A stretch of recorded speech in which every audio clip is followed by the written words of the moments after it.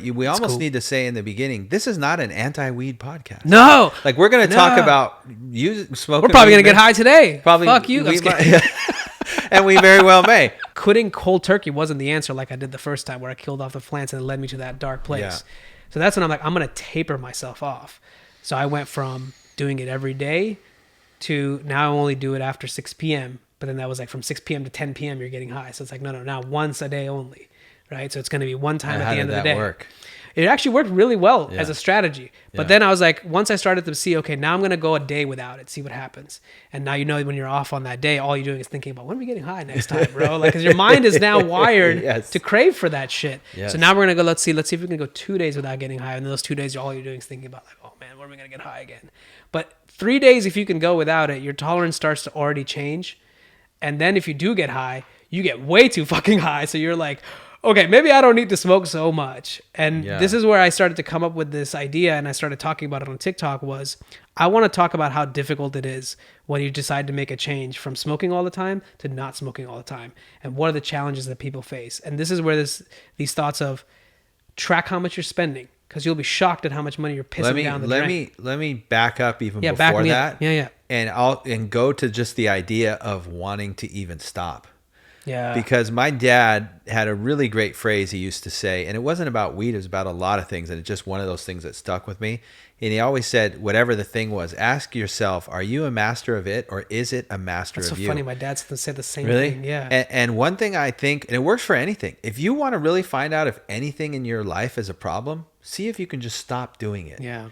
If you can't lay it down, you know what I'm saying? Like, you think you're a sex addict, try not having sex. My dad said the same thing. Or whatever it is. Or and if someone ever challenges you, why don't you just stop smoking for 90 days? But I can't. If you immediately you got a resistance. That's if the you problem feel a right resistance there. to that, then you need to check yourself. For because reals. whatever that is, you know what I'm saying? Literally almost, you got to keep breathing. But, with a lot of any of those other things, if us even looking to you now, is this the correct camera to look into? Whichever, man. If you're listening to this, and we're telling you, see if you can stop. Can you stop for 90 days? And just asking yourself if the thought creates resistance, there's a problem. If you're even like, oh, well, I could, but, or whatever. It's not that that we're telling you should stop, like we're morally trying to preach to you. We're just trying to say that if you even have the resistance to that, if even the thought of stopping, and you are immediately coming up with reasons why you shouldn't. Yeah.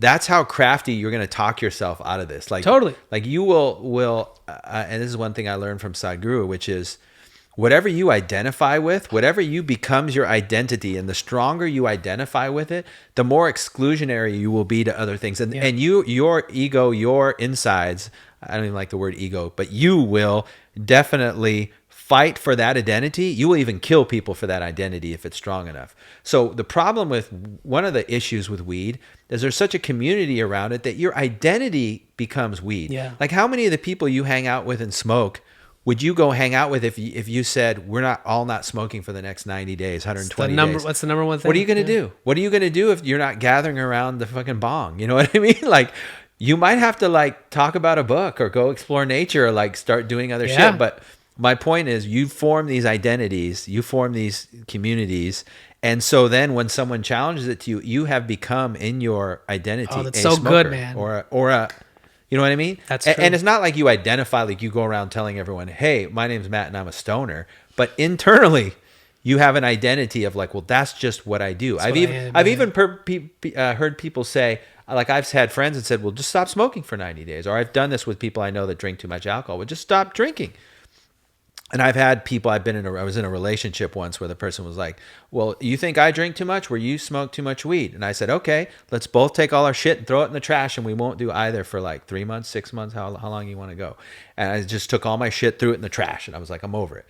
And they were like, well, that's easy for you just because you have strong willpower, but that's just who I am. When someone says that's just who I am, like, that means when you say that's who I am, you have incorporated that into your identity so close that you can't tell that drinking isn't you, or smoking weed isn't you, or whatever it is that you do, bodybuilding isn't you, or whatever. That was my first separation from identity there. Yeah, I'm serious. It probably prepared you for others, but so So definitely, I like what you were saying about, then there's a whole strategy to getting off and why and what you go through. I want to talk about, but I want to at least bring people to the door of thank you. if you even get to the point to even consider stopping.